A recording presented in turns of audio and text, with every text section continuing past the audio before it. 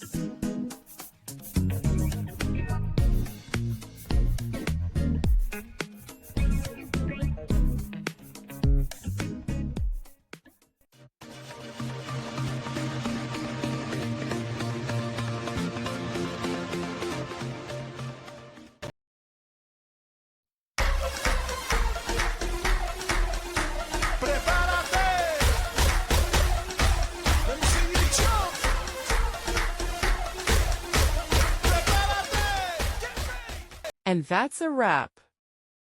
I hope you found the answer you were looking for. If you did, take a second to hit that subscribe button. It really helps out. And let me know in the comments which solution worked best for you. See you next time in the debug zone.